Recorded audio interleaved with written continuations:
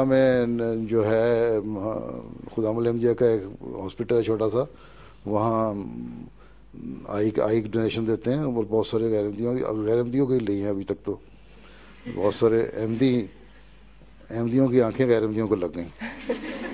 क्योंकि हमारे क्लास और में उसके बाद किडनी की डोनेशन भी होती है और बाकी ऑर्गन जो उसका इंसान को फ़ायदा पहुंच सके दे सकते हैं।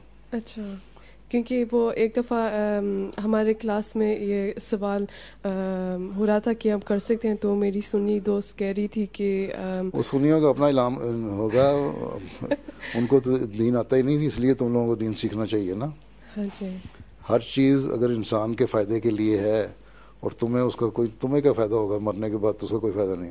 जी, वो करना चाहिए। हाँ, इंसान के जो मर जाए जिस्म को म्यूटिलेट नहीं करना चाहिए, इस तरह रखो कि कम से कम वो इंटैक्ट रहे जिस्म, बाकी ऑर्गन निकाल के दिए जा सकते हैं।